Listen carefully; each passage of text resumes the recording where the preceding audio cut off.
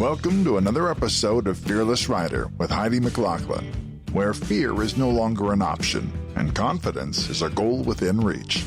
And now, here's your host, Heidi McLaughlin. Hello and welcome to this episode of Fearless Rider.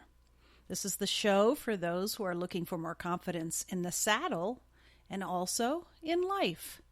This is your host, Heidi McLaughlin, and on today's episode, we will be talking about choices. Life is full of choices. There are easy choices, such as what you're going to have for lunch, and there are difficult choices, like maybe what path you're going to take on a new journey in life, or who you're going to marry, or difficult choices that we really have to think about and pray about.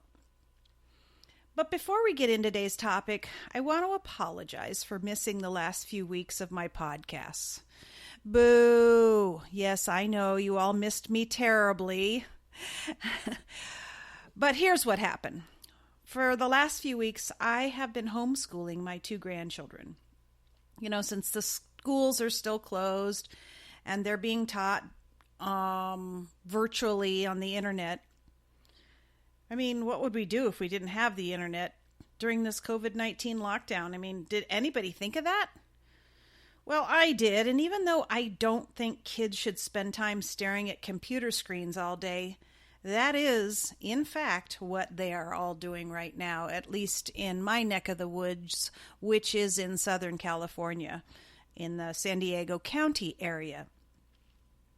You know, they can't go to school, so they sit all day from 8 in the morning till 2 in the afternoon staring at a computer screen. I mean, my grandson is 8 years old. He's a third grader and is sitting all day with headphones on in a Zoom meeting. He gets, I think it's 45 minutes for lunch, and then he goes back. And I mean, it's very sad.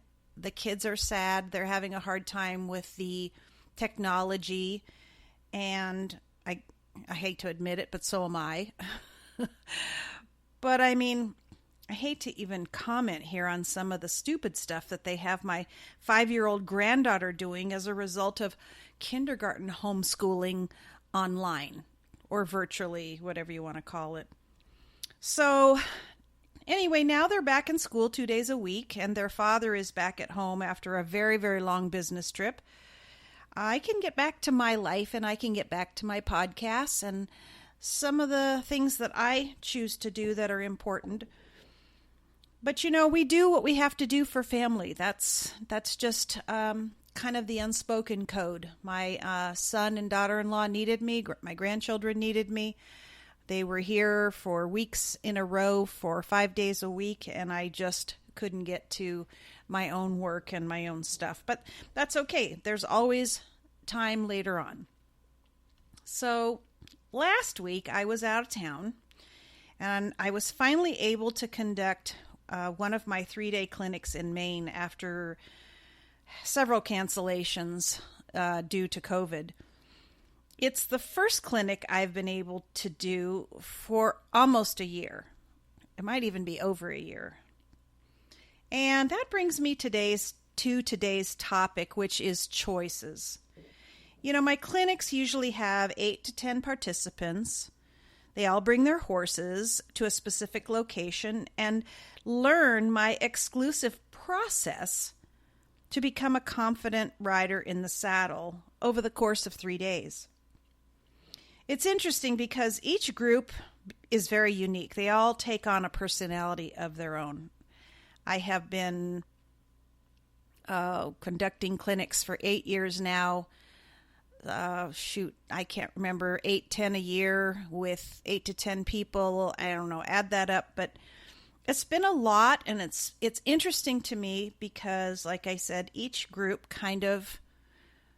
each clinic kind of takes on their own personality. And most groups become like a little gang, and they kind of take care of each other and they root each other on. And some clinics are highly energetic and some are less so. Others break into little subgroups where they feel comfortable with another attendee or two, or someone who shares a similar personality or feelings towards each other and what they're learning. A lot of times people bring a friend to the clinic and they both take it. It's kind of moral support, and I get that. But it's kind of an interesting sort of social experiment, if you will, that I have really enjoyed observing over the years. Some groups are braver than others, but with every clinic, there are standouts. Standouts can be super brave, or they can be not so brave, but either way, they stand out to me as an instructor, and I can usually pick up on it right away. But what all of them have in common is the ability to make choices. They can choose to be brave and walk through their fear, or they can choose not to. But I have absolutely no control over the choices that they make. I can make suggestions, I can encourage them, I can explain the reason for their fear and help them understand that it can be overcome as long as they trust the process. I tell them I used to be where they were and I know how they feel. See, the method I have developed is because I am being a former fearful rider, and I really do empathize and sympathize with how they're feeling, because I know how scared I was, especially when I was being pushed out of my comfort zone. And we all know that's what this is about. I have to push these people out of their fear, out of their comfort zone, so they can understand, what I'm trying to do and where the fear is coming from and how to overcome it. So I know how hard I can push them, and I really do sympathize and know how hard it is to make the choice to be brave.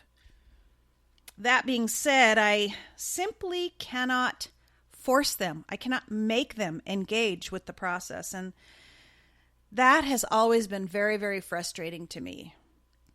For the most part, I think I have a very high record of people that are successful after they take one of my 3-day clinics, and I've had people been able to overcome their own fear just by reading my book and watching my DVD and maybe a couple of YouTube videos. And so, fear is an emotion.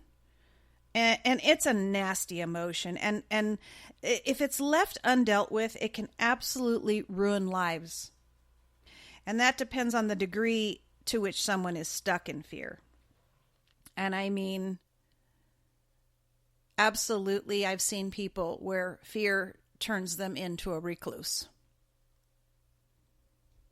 I understand this and I sympathize with this, since I spent most of my life in fear without realizing how debilitating it was even to me. It went way beyond just my fear of horseback riding, but I didn't really realize that.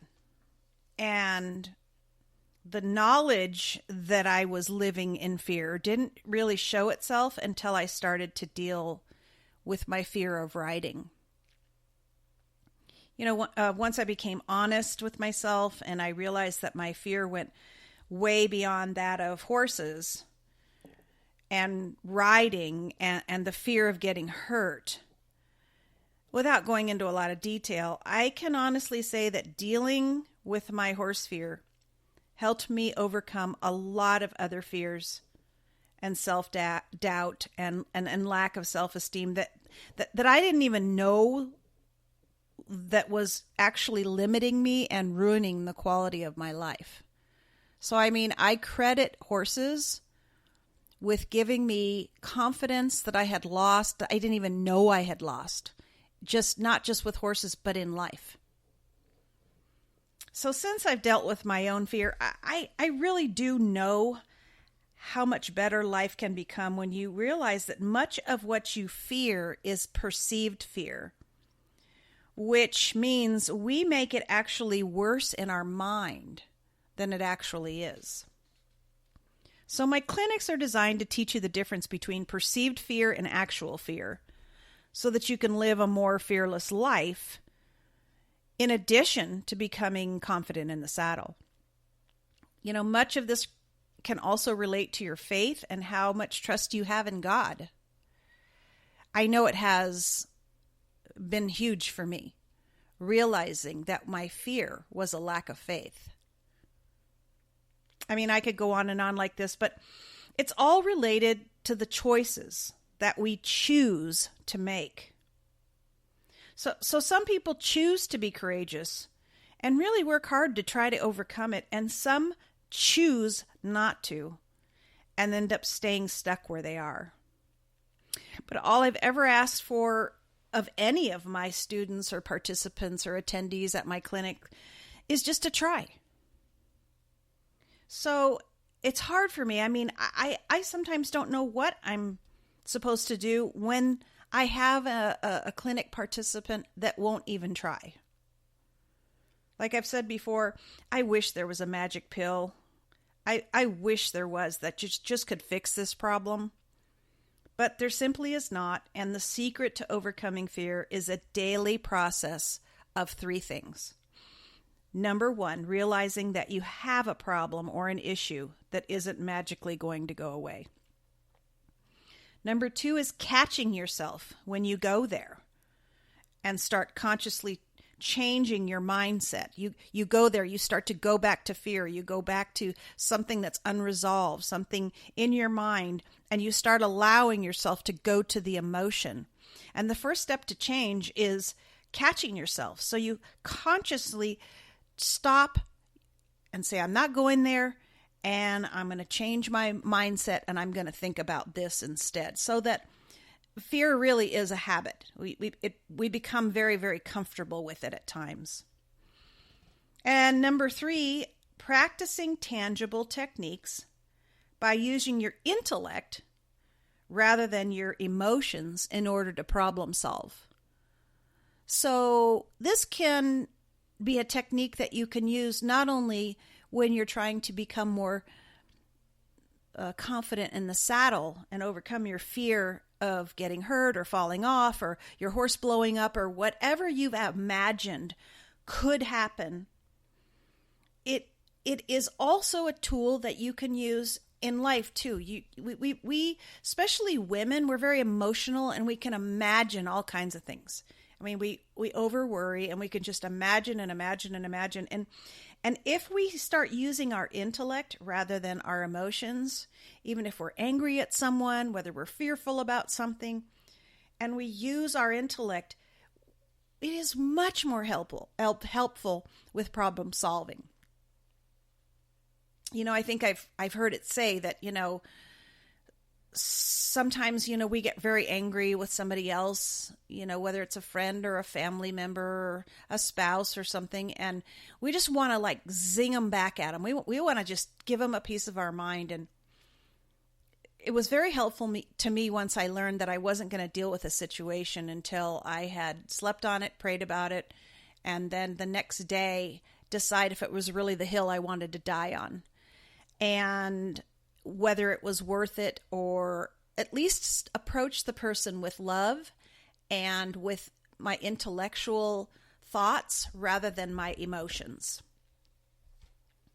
So I think I've said this before, but I think it's worth repeating. In order to overcome your fear in the saddle, I have got to teach you to ride intellectually rather than emotionally.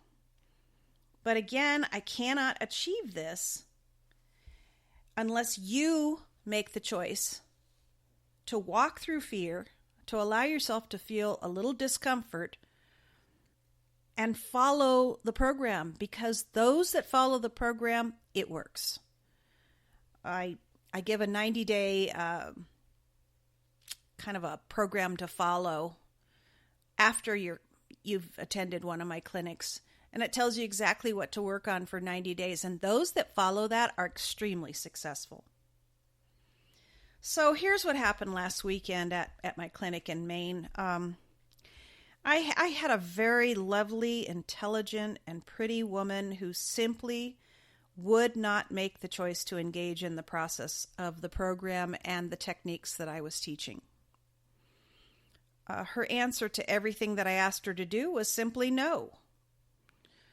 It was so frustrating for me as a teacher to try to convince her to trust me and trust what I was trying to show her and explain to her, and let her know how doable it could be if she broke it down, if she didn't look at the big picture, but we broke it down into non-threatening, doable exercises.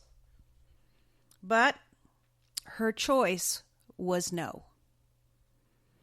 Other students' choices were, I'll try. One student just said, yeah, okay. And another said, I can do this. But how one student responds to challenges versus how another might respond has nothing to do with me. To tell you the truth, my job as a clinician and a teacher is very stressful, and my main concern is always to keep every person and every horse safe for 3 days. So just imagine, if you will, an arena full of scared people and scared horses. It could be a recipe for disaster if I didn't work hard to get them relaxed, with their heads in the frame of mind to accept the process, and to get their horses to relax as soon as possible. Fortunately, I am truly aware that, just like horses, there are different levels of braveness from person to person. We all wish we had that well-trained, spook-proofed horse, level-headed, gentle, that loving horse that everybody wants and searches for. But those horses can be far and few between. So that's where our horsemanship has to come in. And we must choose to be the best rider that we can be for the good of our horses. Not just for us and our confidence and our mindset, but for our horses. And the only way that can happen is to develop knowledge and skill through lots and lots of practice. There is so much to think about when you're riding correctly. There isn't time to worry once you've learned to ride intellectually rather than emotionally. I use a mental checklist even to this day.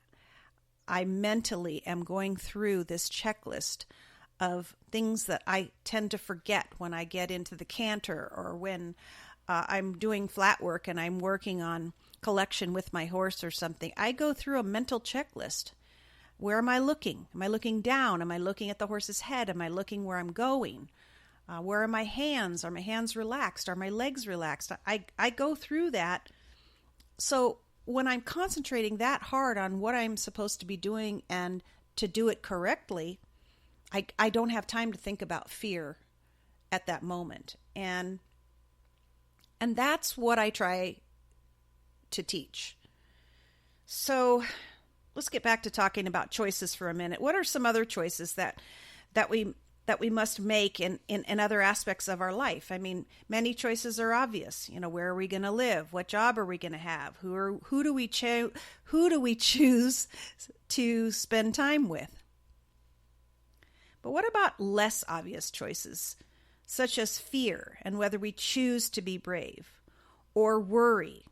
Yes, worry is also a choice. Or anger, and how we choose to control it or not control it. Frankly, if you choose to be a jerk, then people will treat you as such. If you choose to make excuses rather than be responsible for your own actions, then people will grow tired of dealing with you. So that's sort of what happened with this particular student in my clinic this past weekend. One thing that she said to me was that she had a hard time trusting people. So therefore, her excuse for telling me no when I asked her to do something was other people's fault because she didn't trust them. This means that her choice to blindly not trust all others will affect her development as a person for as long as she chooses to use this as an excuse. As a teacher, I don't know what I'm supposed to do with that kind of mindset.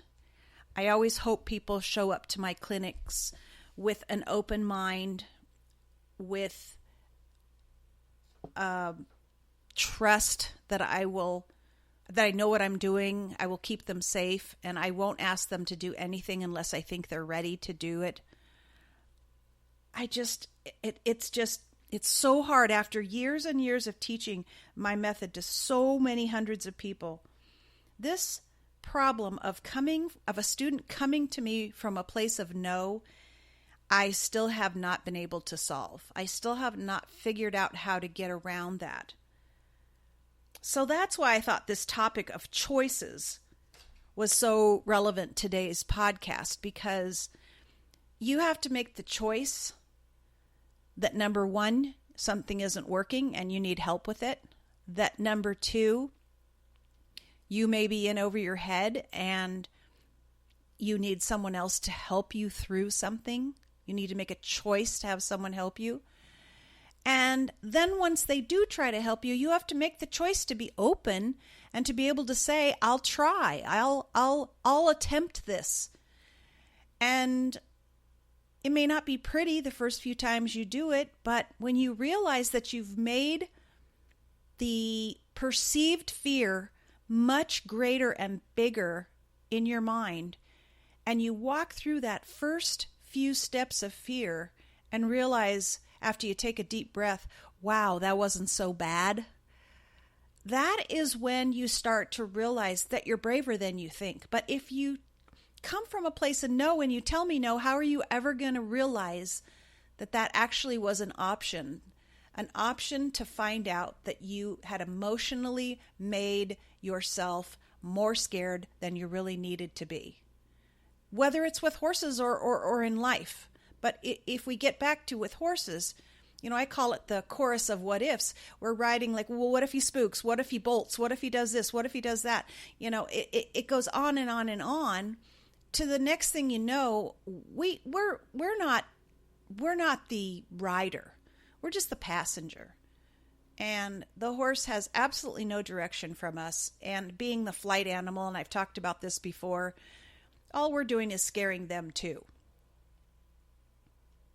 So it's your choice whether you want to stay in fear or not.